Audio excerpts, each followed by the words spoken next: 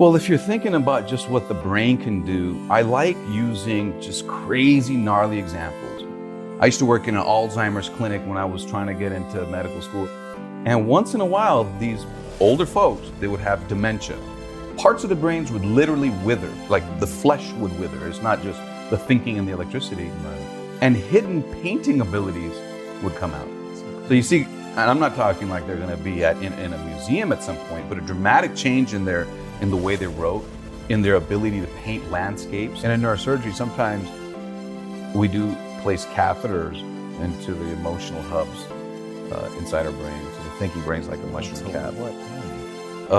You could electrically break an obsessive compulsive disorder habit. The way I think habits function, these are my ideas, is that because it's such an energy hog, it wants to be efficient. So this whole myth about you only use 20% of your brain. No, we use 100% of our brain, and pictures show that. But to get things done, we might only use 15. To get something complicated done, we might only use 35. Otherwise, you wouldn't be an efficient animal or a human in the savannah if you couldn't really control this important, but not having it in fifth gear all the time is an evolutionary strategy, in my opinion. So I explained to my kids, okay, so then it falls into ruts, because efficiency is about ruts, like dominoes falling in a certain path. And the best way I can explain it is, as you grow, the brain, the way the electricity flows, the way the connections prioritize, is a bit like skiing down a mountain. It starts creating these electrical grooves of sort, where if you see something, you see a cliff, a fear, it goes down a certain path. And every time you do that and you reinforced it, it actually becomes less expensive energy-wise to follow and fall into that habit. So these pathways, these habits in our mind, these rituals, these things that are good for us, we want to hold on to those. But a lot of them have become deeply carved, routes down the mountain. And filling those in, burying them, and finding healthier ones is going to be an energy expending process. Okay, the effort will be harder in the beginning, and then as you create a new route down the mountain, you can condition yourself to having more favorable and constructive responses. That's the best way I can explain is why effort will lead to change, and your most effort will be spent in the beginning, and then you can change your emotional and cognitive responses by conditioning yourself to find a different route down the mountain. You don't actively undo a habit. You create a new habit, and the old habit atrophies, and now it's trying to basically remap this new pattern. But in remapping, you're sort of breaking that old or not breaking it, but it's over time, it's just beginning to atrophy. I don't know a better way to say it. Dendritic plasticity, neuronal plasticity at the cellular level is all about use it or lose it is a very old phrase, but it applies. If it's reaching out, looking for an electrical signal to come by and trigger it, shower with some chemicals. After a while, if it's not bathed in what it wants, the brain will say, let those dendrites wither and morph and reach out to other tentacles. That's the cellular basis of steering electricity within your brain. That's the cellular basis for creating a new electrical groove down the mountain. You were born with more brain cells as a kid than you are as an adult. And because we're losing them slowly over time? You were equipped with a lot that we can't hold on to. You're going to reinforce the ones that you're using, and the ones you don't use, your brain will say, I don't need to hold on to them because they're just using energy.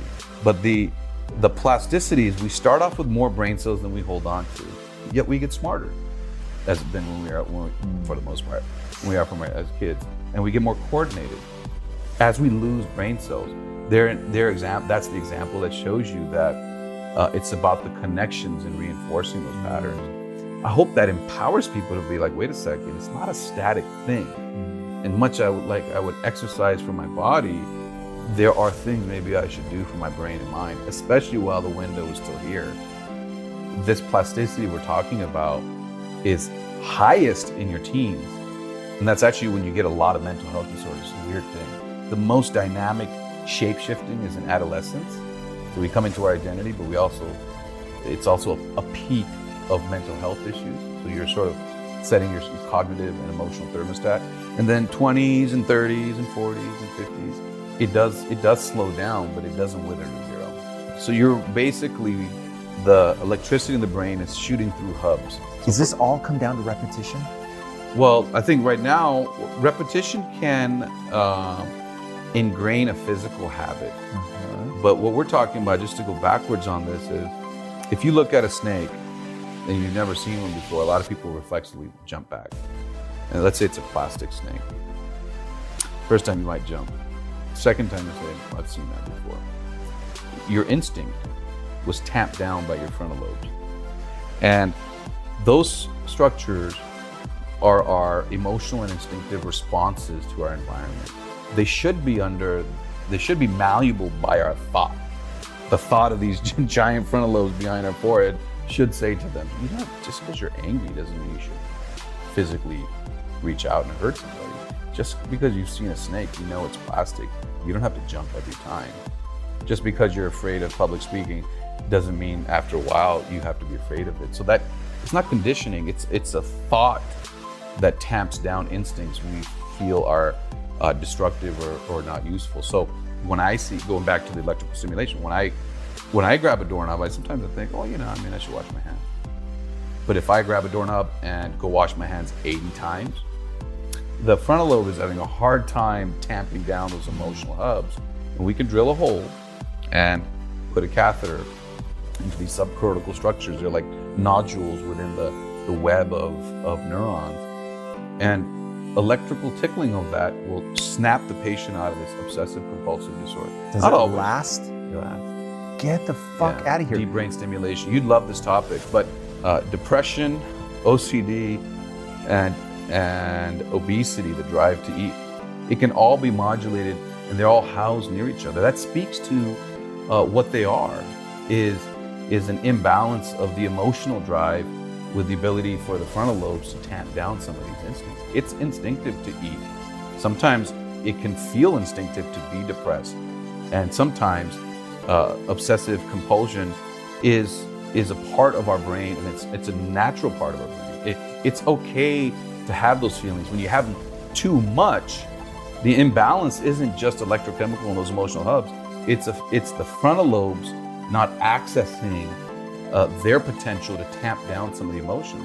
Some people actually have aberrant, robust, lighting up of some of these structures. Amygdala are ones people usually think of, but in these subcortical structures, some people, it actually correlates that they light up more and they have greater addiction in that group. So there's a structural element, there's a life context element, and then there's also the frontal lobe element, and that thinking of creating new habits, creating new values, creating less triggers in your life.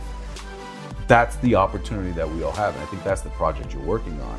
What's the stuff we can control without zapping ourselves and without putting pills in us? Those things set the boundaries, but the frontal lobe regulation of how we feel is in your own command. And you've seen it in Buddhist monks. You've seen the mind-body connection in deep divers. There's actually two nerves that come down and wrap around the heart. They can think down their pulse. They can think down how fast their heart beats. This is not like baloney. You can put an ultrasound, we can look it up online, you see videos of it. That shows that thinking can change, thought can change how fast your heart beats. Why wouldn't we believe that thought can change those subcortical structures about anxiety and depression? If you get depressed, you're sort of, you can get stuck.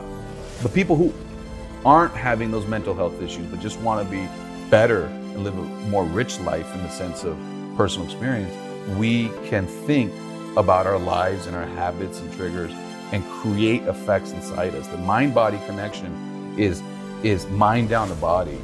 And many people feel, body back up to mind, and that's where meditation and meditative breathing come in. But those connections are real. You see examples around you. If your frontal lobe can only help you 5% and somebody else is all dialed in and helps them 50%, it doesn't matter. That's your best. And that's an avenue available to you. But it's not a simple one. It's not a quick fix. It's not gonna be a bullet. It actually takes work. You mentioned repetition. It takes work, it takes effort. And there is no shortcut to it, but it's a glacial change that can happen over a few months to a few years. And I think once, like people go to the gym, they can't not go to the gym anymore.